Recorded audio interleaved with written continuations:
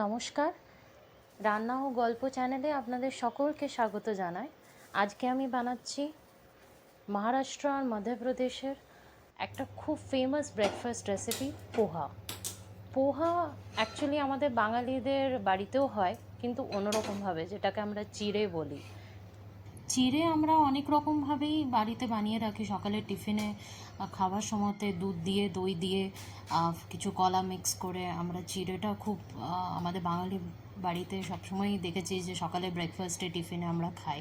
কিন্তু আজকে আমি একটা অন্যরকম রেসিপি নিয়ে এসেছি। আপনারা এই ভিডিওটা পুরো শেষ অবধি দেখুন। আসুন পোহা বানানোর পদ্ধতিটা আমরা জেনে নিই। পোহা মানে চিড়ে। মিডিয়াম থেকে একটু বড় সাইজের যদি আপনারা চিড়ে পান তাহলে এটা খুবই ভালো হয় পোহা বানানোর জন্য। শুকনো পোহাটাকে আগে আমরা ধুয়ে নেবো, একটা স্টেনারে ধুয়ে নিয়ে সেটাকে 5 থেকে 10 মিনিট রেখে দেব ওটা একটু ড্রাই হওয়ার জন্য। ততক্ষণে আমরা গ্যাসটা অন করে কড়াইয়ে তেল নিয়ে নেব। অল্প করে, যেরকম আপনারা পোহা যতটা বানাবেন, ধরুন দুজনের জন্য বানাচ্ছেন, 3 জনের জন্য বানাচ্ছেন, সেই হিসেবেই পোহাটা নেবেন। তেলটা গরম করার পরে আমরা নিয়ে নেব জিরে, একটু সর্ষে, কাঁচা লঙ্কা ছোট ছোট করে কুচি কুচি করে কেটে, কারি পাতা, যদি কারি পাতা নাও থাকে কোনো অসুবিধা নেই, কিন্তু কারি পাতা যদি আপনারা দিতে পারেন তাহলে খুবই ভালো হয়। তারপরে দিয়ে দিন পেঁয়াজ কুচি, কাঁচা বাদাম আর মটরশুঁটিটা সিজনাল, সবসময় হয়তো পাবেন না, তার জায়গাতে গাজর বা টমেটো কুচি করে কেটে এখানে দিতে পারেন। যদি তাও না দিতে চান, কেউ ভেজিটেবলস পছন্দ করে না, সবজি পছন্দ করে না, তো না দিলেও চলবে। হলুদ গুঁড়ো আর লাল লঙ্কা গুঁড়ো মিশিয়ে নিন, ভালো করে মিক্স করে নিন। ভেজানো পোহাটা এরপরে অ্যাড করে দিন।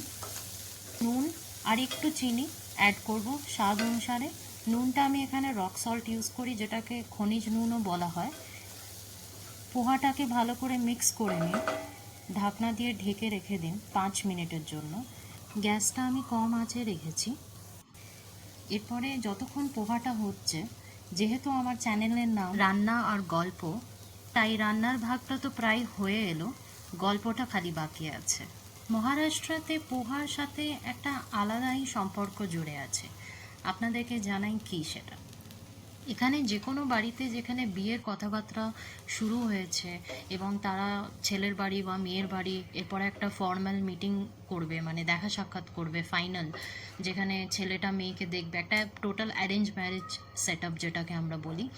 সেখানে ছেলের পক্ষ যখন মেয়ের বাড়িতে দেখা করতে আসছে, তখন তাদেরকে পোহা আর চা ব্রেকফাস্টে বা স্ন্যাক্সে, বা যেটাকে আমরা টিফিন বলি প্রথম, সেটাকে দেওয়া হয় পোহা আর চা।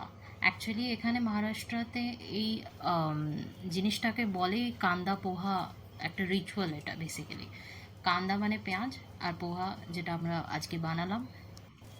আমি আজকে পোহার রেসিপিটাকে নিয়ে চ্যানেলের প্রথম ভিডিও এজন্যই বানালাম, কারণ আমার নিজেরই বিয়ে হয়েছে মহারাষ্ট্রিয়ানের সাথে। আমি একজন বাঙালি, কিন্তু আমার মহারাষ্ট্রিয়ান ফ্যামিলিতে বিয়ে হয়েছে। আমি পুনেতে গত 12 বছর ধরে আছি।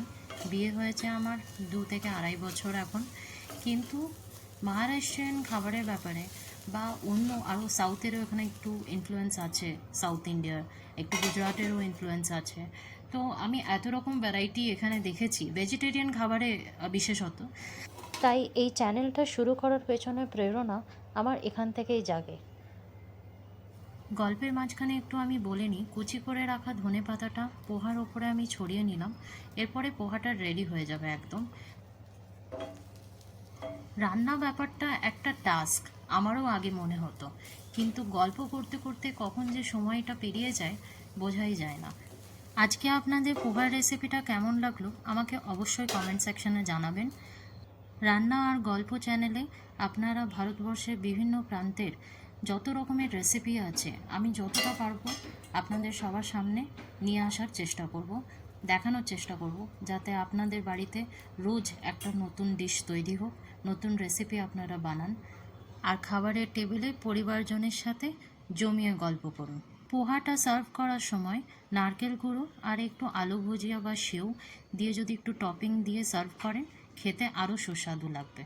আশা করি আমার আজকের এই ভিডিওটা আপনাদের ভালো লেগেছে।